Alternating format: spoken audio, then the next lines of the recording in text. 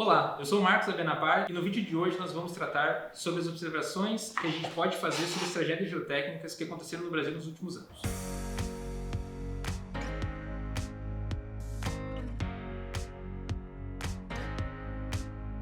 Um dos principais pontos que a gente pode trabalhar em cima disso seria a questão decisória que os engenheiros podem ou não podem tomar dentro de cada assunto que você tem as definições. A gente tem aqui o engenheiro José Carlos, que pode comentar um pouco mais sobre o assunto. Primeiro, definir o que é geotecnia. Geotecnia é uma obra em que existe uma interação entre uma estrutura e o terreno que é muito relevante. Ao contrário de obras de engenharia civil típicas, que são erguidas do terreno para cima. Há uma incerteza inerente e inevitável nas obras geotécnicas, porque o terreno é variável, né? Algumas vezes você tem o terreno como base de apoio, como é o caso de obras de fundações, e outras em que você entra dentro do terreno, como são obras subterrâneas, como túneis e minerações profundas, né? Então, é preciso primeiro levar em conta essa questão da incerteza inerente. Isso não muda com o tempo. Era assim em 1930 e vai ser assim daqui a um século. Complementando um pouco o que o Zé Carlos está comentando, todos os materiais que você trabalha dentro da construção civil de maneira geral, você tem um controle de qualidade de ponta a ponta do processo e do procedimento. Você não consegue ter esse mesmo controle de qualidade dentro da fundação. Porque, como o Zé Carlos já comentou, o solo ele é completamente heterogêneo. Então você não consegue, de maneira geral, cravar uma metodologia, cravar um método e tomar isso como sendo uma verdade absoluta, certo? Por exemplo, a gente tem algumas metodologias que é utilizada lá em São Paulo, que você pode utilizar o método do AOC Veloso para fazer os cálculos de previsão de carga. Porém, esses mesmos métodos não servem para regiões litorâneas, onde você tem uma camada de argila muito comprida e que acaba trazendo alguns problemas e algumas incertezas sobre esses valores. Devido a isso, você tem muitas decisões que cabem ao profissional e não necessariamente à técnica nem a parte de qualidade do processo e do procedimento. Bom, eu vou colocar uma alteração muito relevante que aconteceu nos últimos 30 anos ou 40 anos.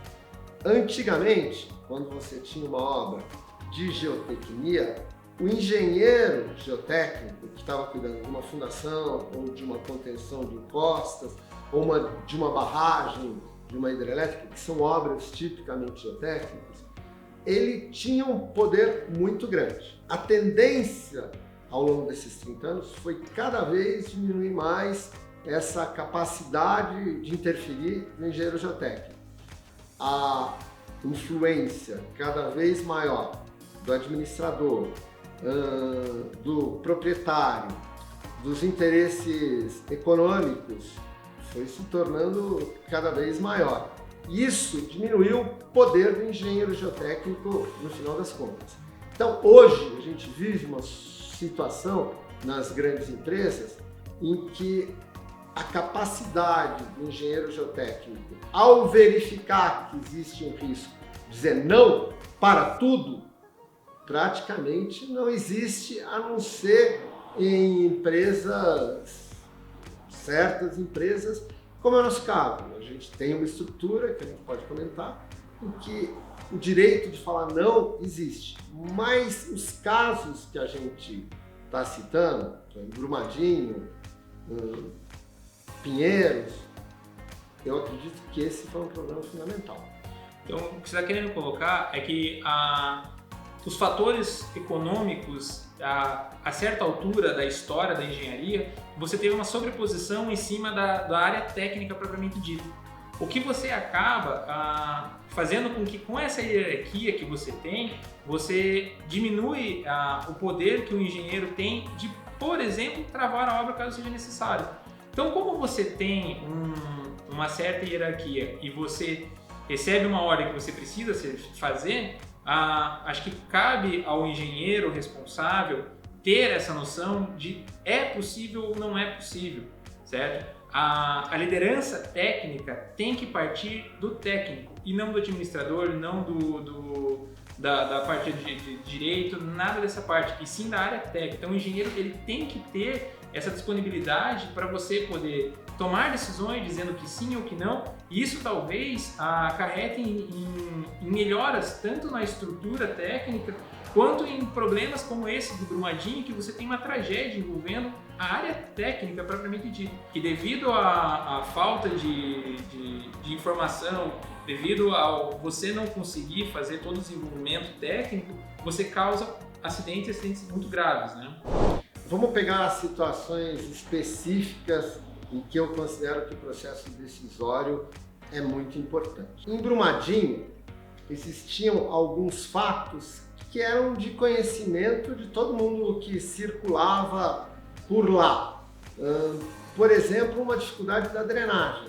Existiam muitos canais de água, muitas fontes a montante da barragem e que não eram bem drenadas. Isso é um fator que era muito importante.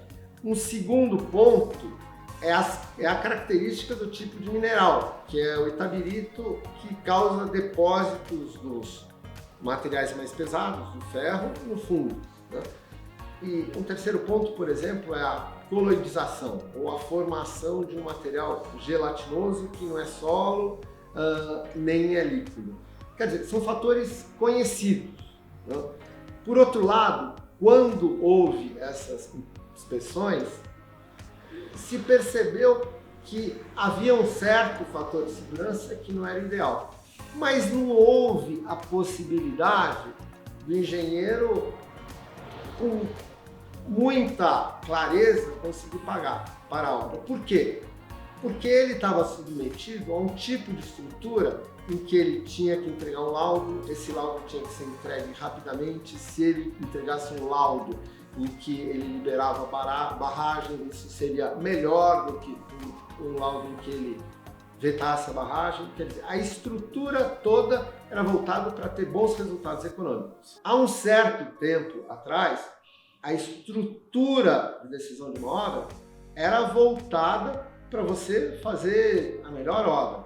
E isso, de certa maneira, tem que ser retomado. Isso retoma com aumento do poder do engenheiro especialista, do engenheiro geotécnico. Um outro ponto também que a gente pode colocar dentro disso é que o fato de você ter uma técnica boa, isso reduz os riscos. E os riscos, consequentemente, você reduz também os valores da obra.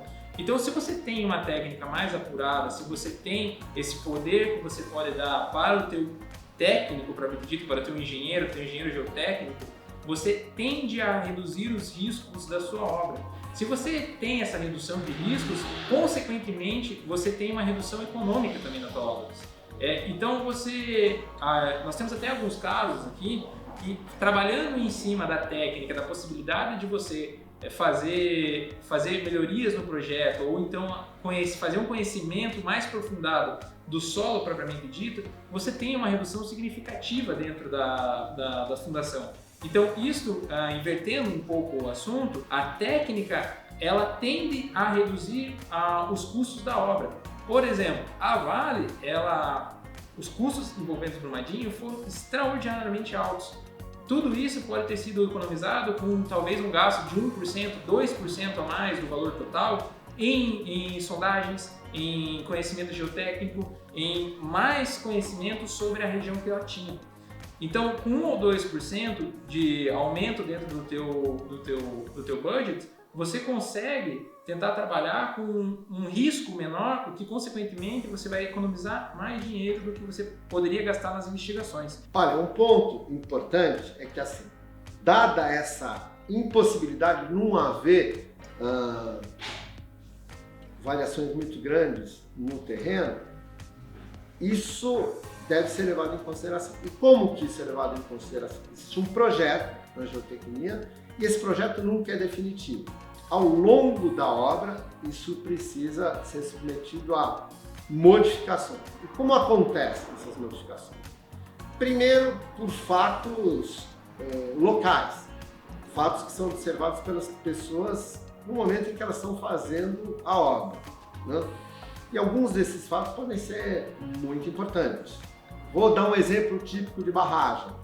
Pode existir uma surgência de água a jusante da barragem e isso precisa ser relatado. Quer dizer, é impossível de você perceber isso no projeto. Então, quem está fazendo a obra precisa ter duas características.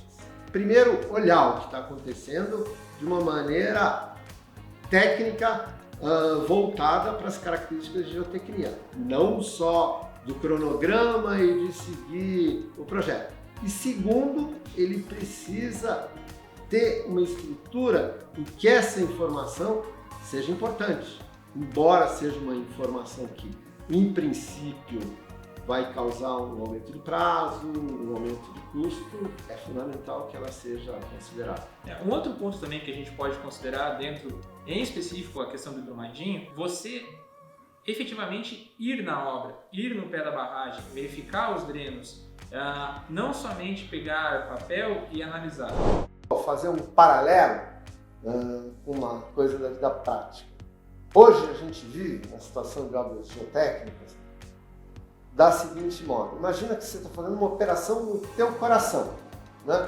E você, ao longo dessa operação, o médico cardiologista que você escolheu, que você confia, tem que ir fazendo modificações. Quando existe uma operação médica, existem também essas incertezas. E de repente aparece o diretor do hospital e diz: olha, não, cardiologista, você para por aqui. Olha, você tem que fazer essa operação em 20 minutos, né? Quer dizer, todo mundo ficaria abismado com o fato do diretor do hospital entrar na sala e dar ordens para o cardiologista. É isso que está acontecendo na engenharia geotécnica. O engenheiro geotécnico, que é quem entende do assunto, que deveria conduzir, é conduzido pelo administrador, pelo economista, pelo superintendente. É a mesma coisa que o cardiologista que está operando o teu coração, na hora que está operando, a operação ser dirigida pelo diretor do hospital, que é um economista. Bom, acho que com isso e com essa pequena discussão a gente consegue observar a importância da decisão para os efeitos dentro da engenharia.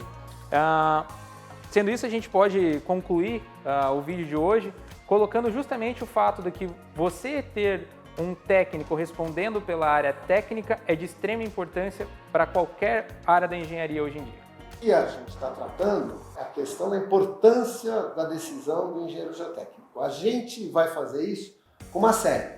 Nessa série a gente vai comentar de uma maneira um pouco mais detalhada casos em que a gente considera que isso é tão importante que essa falta de poder de decisão foi uma causa, talvez a causa principal de acidentes, como é o caso de Mariana, como é o caso de Brumadinho e da Estação Pinheiros, que são mais conhecidos de uma maneira geral.